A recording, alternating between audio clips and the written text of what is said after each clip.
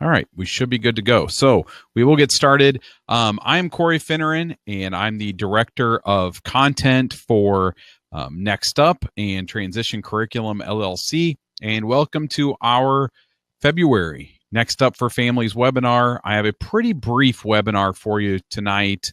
The topic tonight is helping determine your child's transition goals. Before we get into that, though, I'd like to take a few seconds here to let you know what your students are experiencing with our curriculum in their school right now. And this week, we are wrapping up our unit on job interviews. So at the beginning of the school year, we had a unit on some introductory topics with employment, and then we had a unit on job applications. And I believe we did 8 lessons on job applications. And now we are wrapping up our unit on job interviews, which I believe was also eight lessons long. So as you can see, we cover these topics in a pretty in-depth manner. And next week, we start our unit on, or that covers on the job issues. Now, you and your child are able to access the current lesson and all of the previous lessons from home. And you can use that. You can do that by using the same login that you use to get into this webinar. Now, before we get started, one more thing. Tomorrow night, that's February 2nd, I am doing a Facebook Live broadcast from our student Facebook page.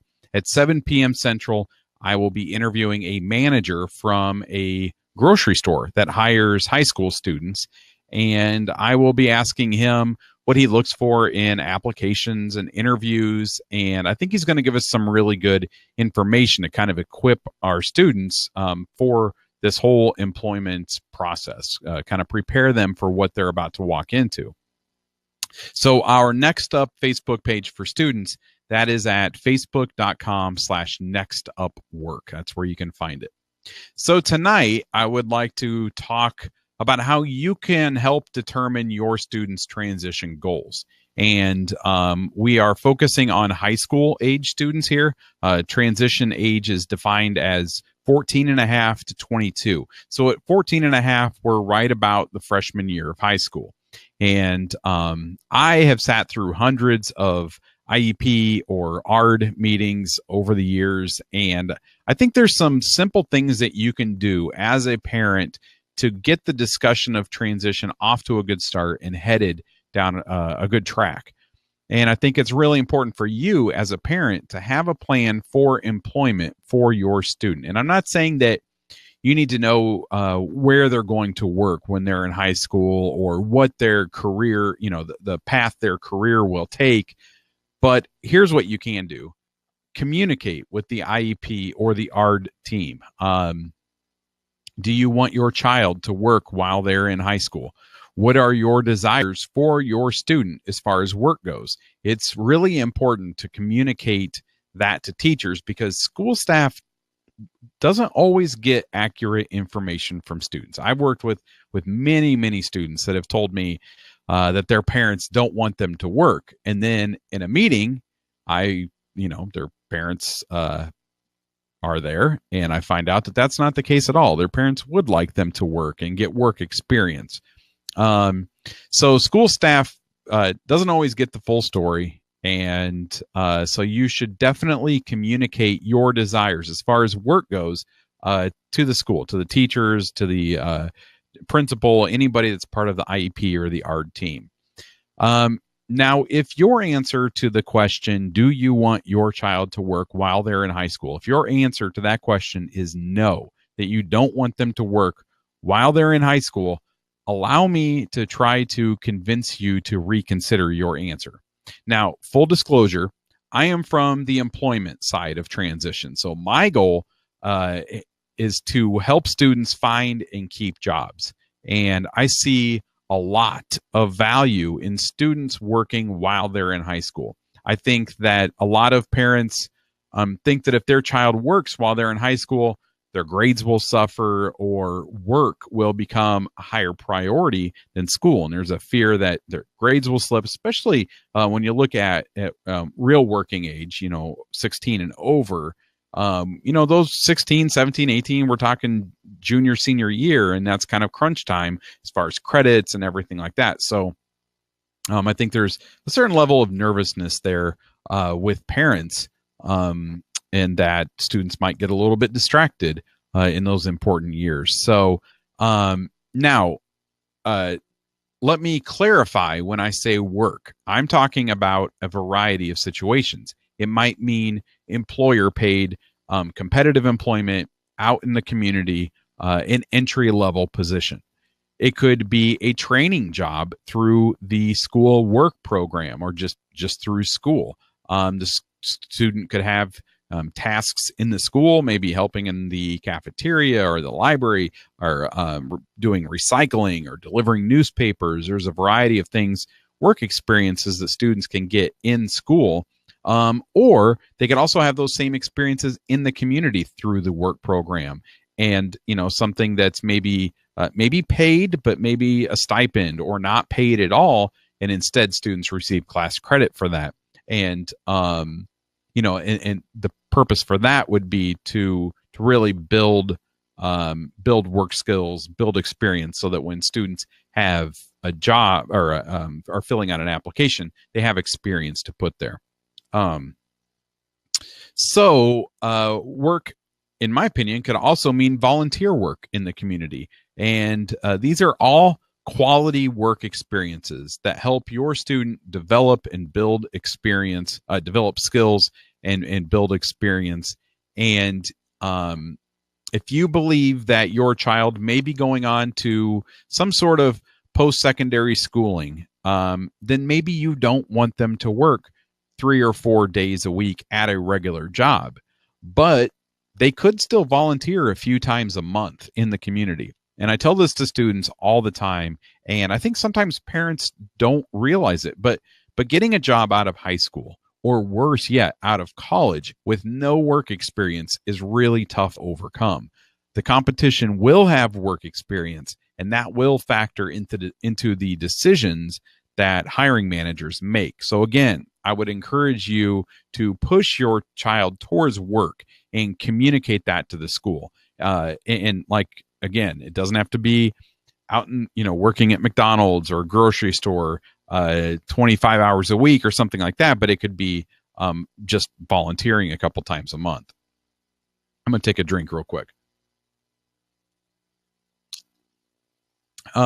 Another thing that you can do to help determine your students' transition goals is to help your child identify some of the things that they would like to do after high school. Now, I understand it's really hard to look down the road 4 years or 6 years and know where they will be with their skills and everything that goes along with that. But this is really important, especially for freshmen. I recently talked with a teacher, and she told me how important it is for parents to communicate transition goals to them for freshman students. And what I'm talking about here is communicating the students' interests, their talents, and their skills.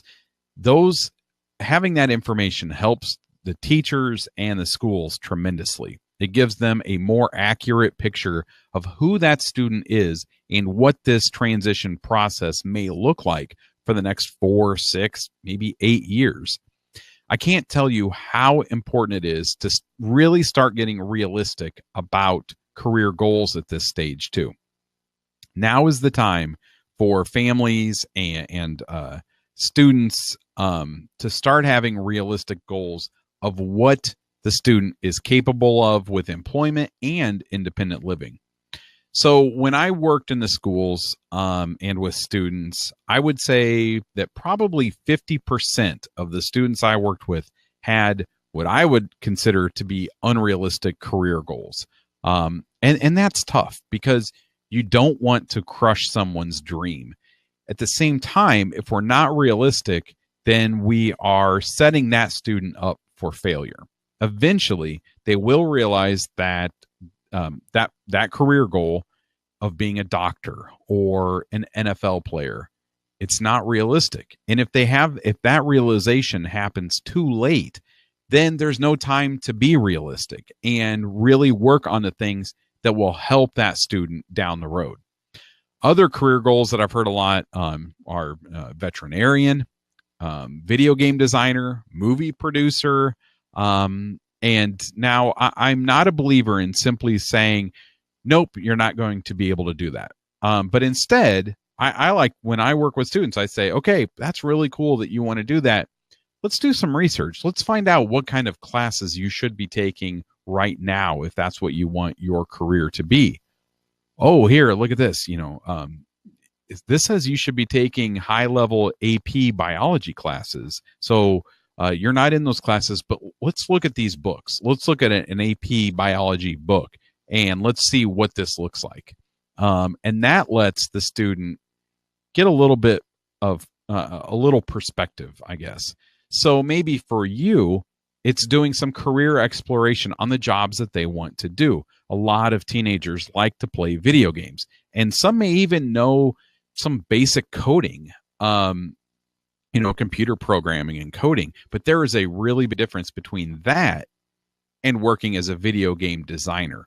And I will say to students, oh, that's really cool that you want to be in the NFL. Are you on the football team here at school? If they say yes, oh, do you start? Well, no. Oh, well, have recruiters scouted you? So, I like to say things like that aren't saying, no, you're not going to play in the NFL, but, oh, these are the things that actually are happening right now for students, someone that may eventually go on to the NFL. And so is that happening with you right now?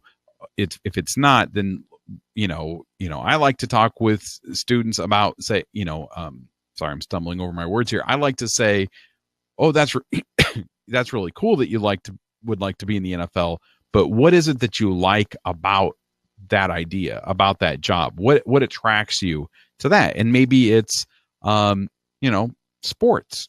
And if it's sports, then, hey, well, what about working in sports? The concession stand at the baseball fields, this summer, they're always hiring. How about a sporting goods store? And so kind of like shift it towards something instead of just crushing a dream that, sorry, you're not going to be in the NFL. Well, let's keep trying with football, but let's look at other things too. So, doing career exploration with your student, it helps you and your child realize what is attainable, and it helps you determine your student's coursework in high school. If that goal is attainable, it really helps you figure out, okay, well, this is something we can do. What do we need to be doing right now? What classes should you be enrolled in? And the last thing that I want to talk about is how you can prepare your student by building their independent living skills. So start to hand off some tasks and responsibilities. And I think I've mentioned this in earlier webinars that we've done earlier in the school year, but start handing some of that stuff off. Some of these things that we identify as being adult responsibilities. And so what responsibilities does your child have at home?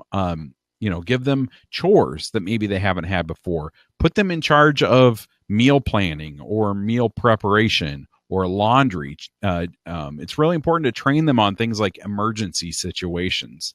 And, to kind of go along with that, work with them on being independent if they take medication, and making sure that they are on schedule with that, and they learn how to do that on their own. Maybe it's even setting alerts on a cell phone or something like that, but it kind of builds some of those independent living skills that they're going to need down the road. Like everything else, communicate your child's current skill level to their teachers. Like I said before, this is really important to help them determine what those transition goals should be and the approach that they and the school should take throughout the school year and throughout their high school career to build those skills while they're in high school, because the supports may not be there after high school. That really kind of comes down to your community and what's available services wise after graduation. So, okay, so that will do it for this webinar. If you're watching live and have any questions or comments, you can submit those right now. I'll see them over here, and I'll wait a few seconds before I wrap this up.